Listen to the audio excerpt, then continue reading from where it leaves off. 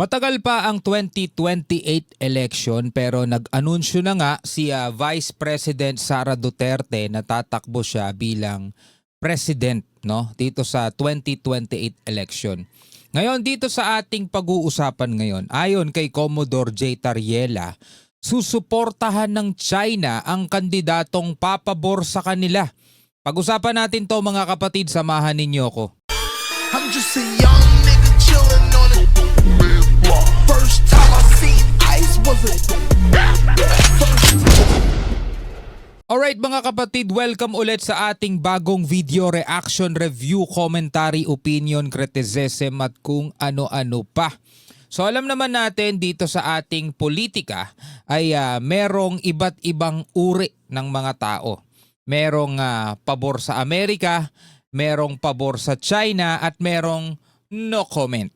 Pero dito sa ating pag-uusapan mga tol, ayon kay Commodore J. Tariela ay susuportahan ng China ang kandidatong papabor sa kanila. Bakit nga naman hindi mga kapatid? Siyempre kapag pabor sa kanila, hindi na sila mahihirapan pa na isulong yung kanilang propaganda. Kasi nga mga tol, pabor sa kanila eh. Diba? At yan naman mga kapatid ay magkakaroon siyempre ng malaking epekto sa ating bansa. Pwedeng sa mabuti at pwede rin namang sa masama. Lagi namang ganon mga tol eh. Pero syempre bilang mga Pilipino mga tol, nasa sa inyo yan. Sa tingin nyo ba deserve natin ng isang kandidatong pro-China o deserve natin ng isang kandidatong pag nanalo talagang ipaglalaban ang ating karapatan mga kapatid? Samahan ninyo ako, panoorin natin to mula rito sa News 5 Everywhere. Bago natin to simulan mga tol, syempre wag niyong kalimutan mag-subscribe, click nyo na rin ang notification bell para ma-notify kayo whenever na may mga bago tayong reaction video and commentary tulad nito. Wag na natin patagalin pa, panoorin na natin to mga tol. Tiyak daw na susuportahan ng China ang sino mang kandidato sa 2028 elections na papabor sa kanila pagdating sa issue sa West Philippine Sea.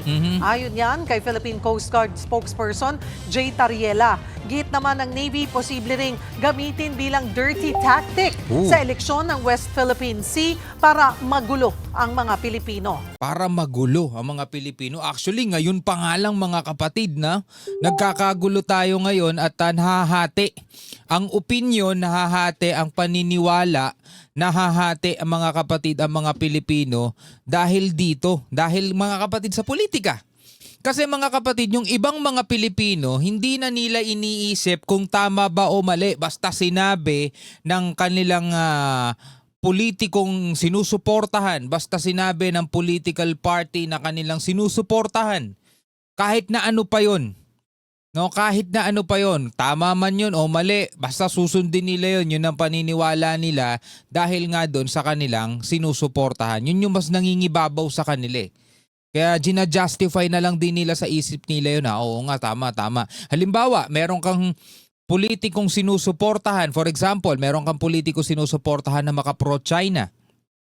Ngayon, yung maka-pro-China na yun, syempre hindi niya sasabihing pro-China siya. Makikita mo lang yun sa kanyang pananalita, sa kanyang galaw, sa kanyang mga sinasabi na umi-echo lang naman doon sa naratibo ng China. Pero hindi siya pro-China, sasabihin niya pro-Filipino siya. Ganito sasabihin niya, pro-Filipino ko. Gusto ko ang ating bansa is magkaroon ng mabuting relasyon sa iba't ibang mga bansa. Kaya etong China, dapat kaibigan natin to. Huwag natin silang aawayin. Kasi kapag tayo pinatulan yan, lagot tayo. Kapag tayo gineran yan, tapos tayo. So pro-Filipino ako kasi iniisip ko lang yung kapakanan ng ating bansa. Diba kung pakikinggan ninyo mga tol, pro-Filipino talaga siya, diba? Pero yung naratibo na kanyang sinasabi sa atin, yun yung naratibo mismo ng China. No, yung tipong huwag na kayong pumalag, di nyo naman kaya eh. Bigay nyo na lang yung gusto namin para bati-bati tayo. Parang ganun mga tol. Ngayon, syempre kapag sila ang nanalo, wala nang problema China. Diba? Wala na silang problema. Wala na tayo mababalitaan dito sa West Philippine Sea. Hindi na tayo iwa-water cannon ng China. Kasi nga pabor na sa kanila eh. Diba? Ngayon, may magandang resulta ba sa Pilipinas? Posibleng oo. Dadami ang investment ng China rito. Diba? Marami silang mga infrastructure na ipapagawa. magiging malapit tayo sa kanila ng gusto, pwedeng lumayo sa atin ng Amerika. Yun nga lang, ang magiging kapalit na may posibilidad na mangyari is isa na tayo sa maging probinsya nila. 'Di ba? Well, nasa sa inyo pa rin yun. Again mga tol, yung boses ko, wala tayong bilang sa Pilipinas mga kapatid. Wala tayong bilang. Hindi tayo pwedeng, hindi natin kayang magsabi na eto iboboto natin, ipapanalo natin. Wala tayong kakayanan nun. Nasa sa inyo pa rin yan. Kung sa tingin nyo, deserve natin ng ganong uri ng politiko, di, bahala kayo, iboto ninyo. Nasa frontline ng balitang yan, si Rainiel Pawid. Ito ang bagong karikature na ipinresenta ni Coast Guard spokesperson for West Philippines si Jay Tariela sa isang event sa Makati kanina.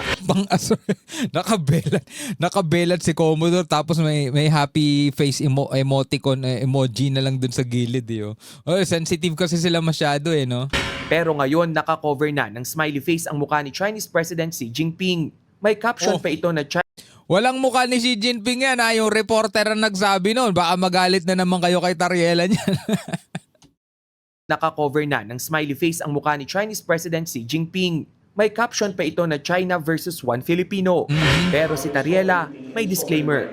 That caricature is not something that I made. I have to cover the face, otherwise there will be another diplomatic protest. Okay. Galing sa Daily Tribune. Ito, may nakalagay dito sa logo sa itaas. Yan. So sila gumawa niyan, tapos ginamit lang ni Tariela, tapos nilagyan niya na lang ng emoji. Not something that I made. I have to cover the face, otherwise there will be another diplomatic protest. Yeah. Galing daw ang karikature mula sa isang broadsheet. Matatanda ang naghain ng diplomatic protest ang China matapos gamitin ni Tariela ang umano'y karikature ni Chinese President Xi Jinping sa isa niyang presentation na may nakalagay na Why China Remains to be Bullied. Dito na nagsimula ang mainit na sagutan ng ilang opisyal ng bansa at ng Chinese Embassy Manila hanggang sa umabot nga yan sa pagpapasa ng isang resolusyon sa Senado na kumukondena sa mga pahayag ng embahada. Sa kabila ng tensyon, sinabi ni Tariela na walang direktibang maghinay-hinay siya sa kanyang mga tirada kontra China. I don't think that there is a challenge in a way that you might think that I'm being asked to tone down or to minimize my media exposure or something. Wala namang ganun. Araw-araw pa rin naman tayo nagkikita-kita. No? Malacanang has the full support of the Transparency Initiative in making the Filipino people aware of what's happening in the West Philippines.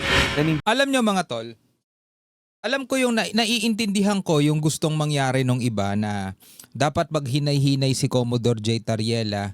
Dapat ay yung iba rin nating mga politiko dapat maghinay-hinay sila, dapat kalmahan lang nila, bagamat ganito ang ugali ng ating mga bisita, dapat ipakita pa rin nila na kalmado Pilipinas at hindi tayo ang nagsisimula ng gulo. Naiintindihan ko yung ganun, yung sa diplomasya. Pero masisisi nyo ba etong Coast Guard na sila yung direkta mga kapatid hindi yung mga senador, hindi yung mga pwede kasama yung mga media, hindi yung mga senador, hindi yung mga congressman at hindi yung kahit na sino man dyan sa mga politikong yan ang nakakaranas mga tol ng pangwawater cannon, paghabol, pagbangga ng mga barko ng China sa mga barko ng Coast Guard. Ang mismong nakakaranas nun mga tol, Navy, AFP, 'di ba, Coast Guard, etong BFAR, sila yung first hand. Sila yung nandoon sa unahan na nakakaranas noon mga tol. Mapipigilan ba natin sila kung ito yung paraan nila para ilabas nila yung inis nila, ilabas nila yung pagka-bad trip nila? Kasi hindi nila malabas yan sa dagat 'Di ba? Kasi mga kapatid, kung tutuusin, eto lagi kong sinasabi to kung tutuusin, nasa kamay ng mga Coast Guard, nasa kamay ng Navy natin kung magkakaroon tayo ng gera o wala. Wala sa presidente natin. Alam nyo kung bakit? Kasi kahit gaano kabait ang presidente, kahit na sinong presidente ang ilagay mo dyan, once mga kapatid na ang mga sundalo natin na bad trip tapos bilang pinaputukan itong mga barko ng Coast Guard o barko ng China, gera yun. Sa tingin ninyo hindi gaganti ang China, pinagpapuputukan sila sa sobrang pagkapikon, magkakaroon ng gera. Pero di bali nang tawagin silang duwag, di bali nang alipustahin sila ng mga Pilipinong wala rin namang pangunawa. 'Di ba? Tatanggapin na lang nila basta magiging mahinahon sila diyan sa karagatan, magiging mahinahon sila, hindi sila papalag, hindi sila magsasagawa ng kahit na anong karahasan para hindi na lumala yung tensyon. So binabawi na lang nila mga tol sa mga ganitong press release, sa mga interview, doon na lang nila sinasabi yung pagka-bad trip nila rito sa China. Kasi biruin mo, ikaw ba naman habulin sa dagat, i-water cannon kay pagtabuyan ka, di ba? Di ka ba mababanas nun? Mabuti nga lang, hindi talaga pumapatol itong mga Coast Guard natin kasi kung hindi, talagang hinila na nila itong bansa natin sa kaguluhan. Tindigan din si Tariela na lahat ng impormasyong sinasabi niya tungkol sa West Philippine Sea ay walang labis at walang kulang, taliwas sa akusasyon ng Chinese Embassy. All of us are aware of what's happening. It's very difficult for the Chinese government to alter the public opinion when it comes to the West Philippine Sea. Dito na rin pumasok ang usapin ng halaga ng West Philippine Sea sa 2028 elections. Eto na. Eto na. Tiyak na susuportahan daw ng China ang sinumang kandidato na walang balak ipaalam sa taong bayan ang totoong nangyayari sa pinag-aagawang teritoryo. There's any candidate that the Chinese government would be supporting in 2028, of course, that should be somebody who aligns with their own interests, who doesn't really wish to make the Filipinos aware of what's really happening in the West Philippines. Ayon naman sa Philippine Navy, isa ang usapin sa West Philippine Sea sa magagamit bilang dirty tactics sa eleksyon para magulo ang mga Pilipino. It is used to divide us. It is used also to downgrade your military. Is there a West Philippine Sea, ma'am? Yes. Yes, yes. And we should not debate upon it. Bagamat 2 taon pa bago ang 2028 elections, may paalala ang isang eksperto sa mga botante. Pumili ng leader na may paninindigan sa West Philippine Sea. Ewan ko na lang mga kapatid kung hanggang saan ang mararating ng ating bansang Pilipinas. Again, nasa kamay pa rin ng mga botante yan. Kung tayo'y magpapakaengot, magpapakaewan, diba? Meron tayong 3 pagpipilian dito. Diba? Mula sa poder ng kasalukuyang administrasyon, o mula sa poder ng Pinklawan, Dilawan o Pink, di ba? O sa poder ng DDS, mga tol. Kasi sa ngayon, ang isa pa lang sa naririnig kong nag-anunsyo is si Vice President Sara Duterte. Siya pa lang ang balita na nag-announce na tatakbo siya bilang presidente sa 2028. Hindi naman lingid sa ating kaalaman mga tol, hindi naman sikreto, hindi naman yan sikreto kung gaano sila kalapit mga tol sa China. 'Di ba? Ganon din mga kapatid. Eto, papakita ko sa inyo Ito mga kapatid ang post o sinabi ni Senator Robin Padilla. Sabing ganon, kapag utos ni Digong, walang pwedeng mag-utos sa akin kahit sino, si Digong lang, sabing ganun. Kasi ayaw ko talaga sa politika o ayaw niya talaga ng politika. Alam naman ng lahat yan. Nanay ko alam yan, mga kapatid ko, asawa ko. Basta sinabi ni Digong, susunod ako. Ano yun? Kapag daw sinabi ni dating President Duterte na siya ay tumakbo bilang Vice President ni Sara Duterte dahil si Vice President Sara Duterte nga itatakbo bilang presidente. Kapag daw siya ay inutusan ni Digong na tumakbo bilang vice, tatakbo siya, susunod siya mga tol. Kasi nga walang iba daw pwedeng mag-utos sa kanya. Siya mismo may sabi nun, di ba? Kundi si Digong lang. Paano yan mga tol?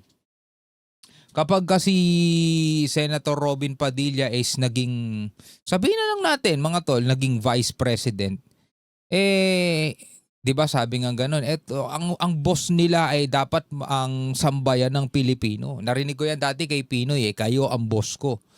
Dito hindi, ang magiging boss niya si Digong. Matindi yun mga tol. Deserve ba natin yan mga kapatid? Ewan ko, bahala kayo sa buhay ninyo kung gusto niyo siyang iboto, kung sakasakali man, no? Si Digong ang magiging boss niya, hindi ang mamamayang Pilipino. Kapag sinabi ni Digong na tara maging tayo ng China, maging probinsya tayo ng China, syempre susuporta sila kasi kung anong iutos ni Digong mga tol. Well, isa pa lang to mga kapatid sa mga nakikita natin. Again, nasa sa inyo pa rin yan mga tol, hindi ako magsasabi na dapat iboto nyo si ganito, dapat iboto nyo si ganyan. Bahala kayo sa buhay ninyo. Sana natuto na kayo sa napakahabang panahon mga tol. Ilang beses na tayo nabudol, ilang beses na tayong ewan, kita nyo naman itong nakaraan mga tol, ang hinarap ng Pilipinas. Grabe, yung flood control hanggang ngayon mga tol. Naku po. Ay, anyway, bilang mga Pilipino, ano ang inyong masasabi tungkol dito? Comment na lamang kayo sa ibaba. Hanggang sa muli, ako nga pala si Shobaldi. Peace out.